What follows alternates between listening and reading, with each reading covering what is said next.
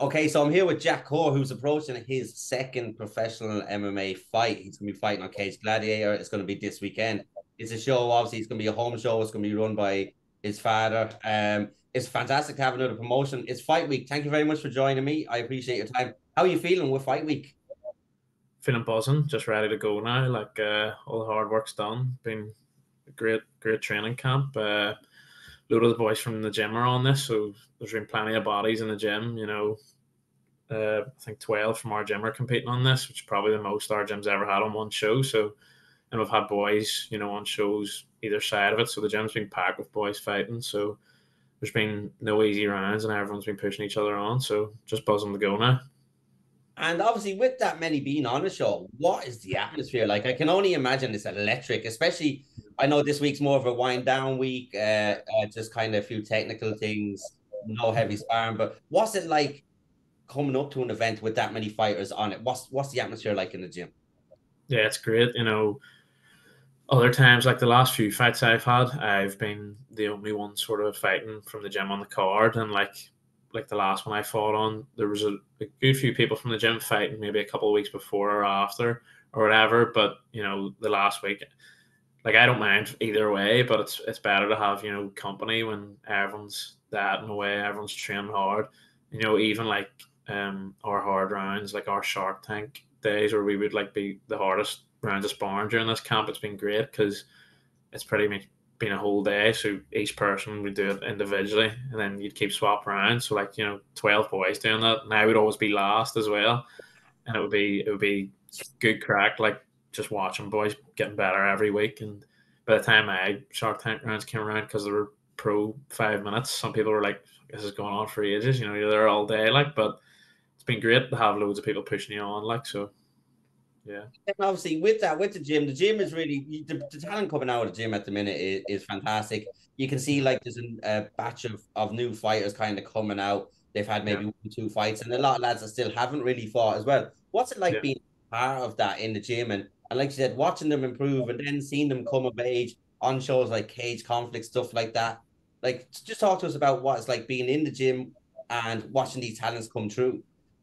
Yeah, it's great. It's great for me as well. It's great for me as a competitor, that side of it, because in the gym, my rounds have just been getting tougher. And, especially for this training camp, this is the best rounds I've had in the gym in terms of like bodies pushing me. Maybe in the past, like before COVID, maybe when I was fighting, there was one or two or three people pushing me, like people like Cameron Breslin, Emmett, my brother Emmett, Corr, McNally, boys like that were pushing me. But post COVID, we've so many young guys who are coming on, guys like Kieran Maskey, who's fighting on this card as well, top rounds, boys like Jason Shreenan, who fought in Cage Conflict the other week. Brilliant having him, same weight, a load of bantamweights and a load of boys later, or the same weight as me, bantamweights really pushing me.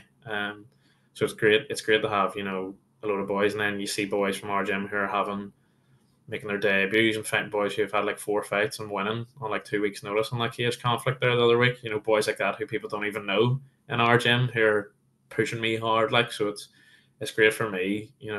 I have full confidence in the boys I'm training with. That are pushing me as hard as I'm gonna get. So it's great. It's great in that way. Yeah, no, there was one guy I can't remember his name. Forgive me, but he was fantastic actually on Cage Conflict. It was his debut. He came in. I don't know. Did he get the finish? I can't. The last Cage Conflict there, Yeah. Michael McCauley from our gym. I He think, now he won decision. Yeah. but he looked really, really good, and it was his amateur debut, I believe, wasn't it? Yeah, Yeah. he had a novice fight a while ago. He just doesn't speak at all in the gym, so he's hard to organize for fights. But my dad was saying it's probably uh, it's probably better having short notice fights, because we don't have to. There's not much organization goes into it as much as like a full camp. So like here, you're fighting 2 weeks, and worked well for him. Yeah, no, I like that. You see, all the shows I see, you're there, either yourself, Emmett, your father's always there, and it's either yourself or Emmett, or the both of you as well. With this show coming up, what does it mean, obviously, to be the first pro fight on it, the main event? You're going to be part of history with the show. What does that kind of mean to you as a person and as a fighter? And obviously, because it's linked in with family. Yeah, yeah, it's gonna be great. Me and Emmett, we fought. at the IMAFs together, like, but we haven't fought on an actual like card in Ireland together. So that's going to be really good. Both of us pushing each other and training together and fighting on the same show. So that's going to be class. It's a real home show for us as well. There's other shows in Belfast, like West Belfast and South Belfast or whatever, but this is a North Belfast one where most of our gym's from and most of my friends, and I went to school. I went to school literally the building next to this where the event's being held. Like, so it's a real home show. So loads of tickets for it, loads of friends and family coming to it. So it's proper home turf one. This one for our gym, like, and it's gonna be class to be my second pro fight, second main event. Main event the last one I had a Brian Manning. Like, I know he was putting up main event Manning, like, but I was main event of the last show. Like, I heard he was trying to get on this show and was saying to knock me off the main event spot. Like, but I was main event last show he was on, or we were on together. So good crack. Like, but I just can't wait to get going. There's a time when I was like having a load of amateur fights, and I was like, when's the perfect time to go pro? And it was good. My last fight was sort of pro short notice.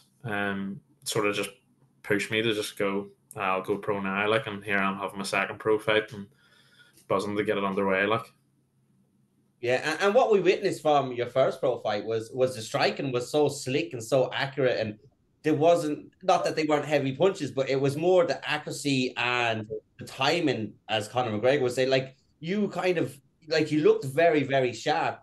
I'm assuming you're going to be a much improved version from that one coming into this one. Like, what's this training camp been like? Yeah, it's been a lot better than the.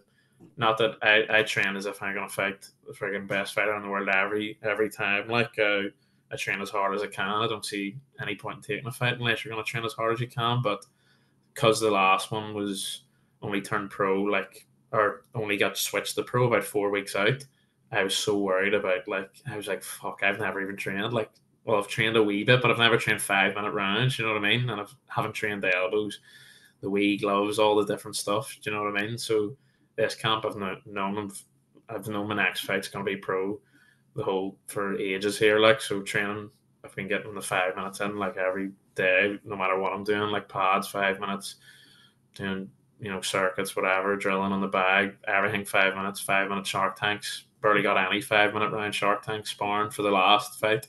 So I'm feeling a lot more confident in all my tools, like, and just can't wait to show them. And I think pro suits me better, like, than amateur. I like feeling my way into fights, and I like pushing a pace. So I'm looking forward to this. Yeah, because with amateur, you've only got the 3 minutes rounds. If you got into a grappling exchange, there's not enough time to kind of advance the position. Because I know myself from even watching the likes of jiu-jitsu, wrestling, whatever. You need time to get from one to. It's not straight A to B. You have to go through different channels, and then elbows as well and knees as well suit you. But in terms of your opponent, I spoke to himself. He's had a bit of an absence, obviously since he last fought. Yeah. So would you have even looked at, because I couldn't find his pro debut, said he didn't find it either. If you did, will you send it to him? Because he's like, when you're looking at him, would you be treating him as the fighter that you would have seen him last, or are you going to treat him as a completely new fighter? Because 4 years is a huge gap. Yeah. No, I think I've said to you before, like my last all interviews I've done with you, I don't watch a lot of my opponents at all. Like, I would just leave that up to my dad. I train as hard as I can anyway, so I sort of try and focus on what I'm going to do anyway. I think that comes from fighting, when I was a kid, fighting in karate tournaments, then getting older, fighting in IMAF tournaments. You don't know who you're fighting. You're training full time, going over to them. You don't know who you're fighting at all. You win, you don't know who you're fighting the next day. Do you know what I mean? So I haven't looked much into him. I knew who he was. I remembered like sort of hearing his name about when I first started. I think this fight sort of came about. I think I had one or two opponents.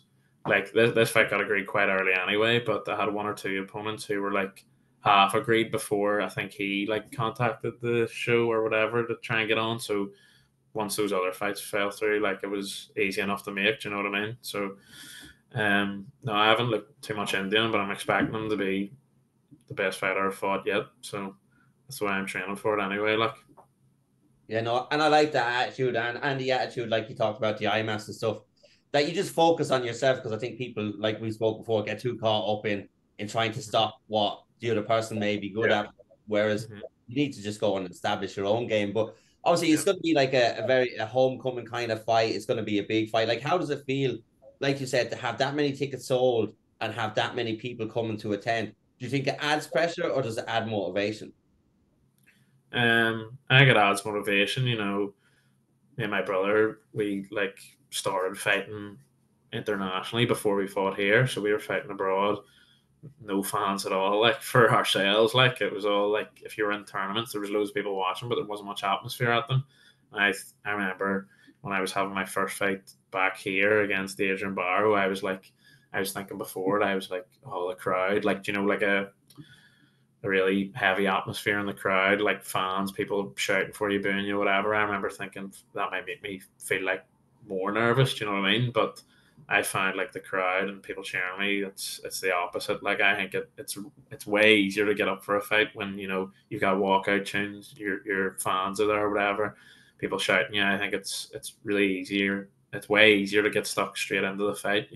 I find in the past fighting in tournaments, you know, with zero atmosphere. You have no walkout. There's like three cages going at the same time. When you're walking out, they're sort of just like, right, you're up and you walk in. You're like, fuck, am I even?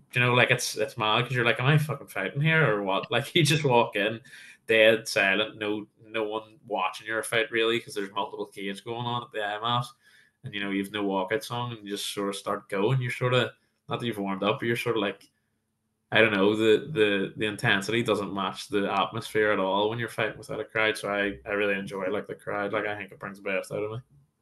Yeah, and like you said, I think if I haven't fought, but I would presume if you're a fighter, there's a process that you're out the back, you come out, you have your walkout, they have their walkout, or vice versa, whatever way, and there's a process that it kind of would switch you on. Then once you get to the cage, right, the door closes, now it's go time. Whereas with the IMAX, it's just kind of like we'll grab you, Jack, you're up, you're in the Yeah. cage, and it's just kind of like you stand there. Like I said, not that you're not warmed up, but is it mentally? Are you mentally ready to start the fight? Then I think that could be one of the issues. I don't What I know. mean? I know that I definitely like before I fought on like shows like Clan Wars or Chaos here or whatever. I remember thinking like that's just the way I remember thinking it was going to be worse with a crowd just because I was used to fighting. Like, not there was a crowd there, but all the fighters, do you know what I mean? Everyone at I'm off is fighting, so they're not really watching it the way like a crowd would, and there's no music or anything. So, and like as I said, there's multiple cages. So, like when you're walking out, it is like what you said, like when you feel flat like that, like without a crowd and all, it's hard. Sometimes it can be hard to get going, but it's near impossible to feel like that when you're getting announced. You're getting announced. There's a song for your walkout songs going. Your friends and all are cheering for you.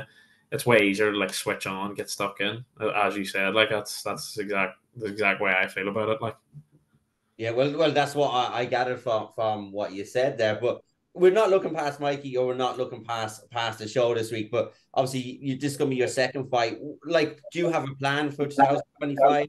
An amount of fights you'd like, or are you just gonna wait until this fight is over, get through Christmas, and then kind of go into the new year and create a plan then? yeah, no, definitely plan on being a lot busier next year. I know this Cage Gladiator, there's going to be a lot more shows around next year for it. So I'm hoping. I never like look past any opponent I'm fighting. Like I know some people when they're fighting book multiple fights in a row. I never agree a fight until my last fight's over. Like so, I put my full focus on who I'm fighting first. Like whoever agreed to fight, full focus is on them. But yeah, next year I plan on getting a lot more fights and hopefully three at least, maybe four. Like if I'm feeling lucky. Like but I after this fight I'll be putting on the beef over Christmas, like, and then January cutting it. So probably April time, I reckon, will be my first fight next year, and like April, summer, and then one towards the end of the year as well. Yeah, no, it's good, and like that, like I said, because Cage Gladiator, you said is gonna run a lot more shows next year, and there's a host of shows here at the minute as it is, anyways. And I think Yeah. you're right to just look at what's ahead of you because I've talked to a fighter, I won't mention him, but he was a pro fighter. He had one fight, and then he was looking at when I get past this, he was promised something. So Yeah. he was thinking of that, and then he ended up losing the fight. His concentration was more about the trophy, let's say, than the task in hand. But it'll be good to see you fight again this weekend. I'm gonna let you go. I want to thank you so much for your time. I know it's fight week. Is there anything you Yeah. want to say before you go? It's been an absolute pleasure talking to you. Yeah, just shout out my sponsors here. I've had more time to get sponsors in the last fight because when I was amateur, I didn't really try to get sponsors at all. Like, so just want to thank my sponsors here who've jumped on board for this camp. So, Signs with Flair, they've been a sponsor of the gym for a long time. Like, so big thank you to them. Olympus Roofing Solutions, new sponsor on for this fight camp. Brilliant to have them on board. Bespoke Barbershop sponsor me. Ryan, my barber, been my barber for ages. He's jumped on board. Um, Can I export Belfast? Been sorting me out with all the sports massages. And the cupping and stuff, and it's really made me feel top notch. Like fight camp's a hard thing, like so your body's broken down, like so it's good to have them on board. And then Flex Communications, family friend, used to be a fighter as well, Bobby Shepard. He's sponsoring both me and Emmett, and he sorted us out with all our supplements and protein and stuff like that for this training camp. So thanks to all them guys, and of course, say KJ, the gym, my dad, putting all their effort into me. So thanks to all them ones.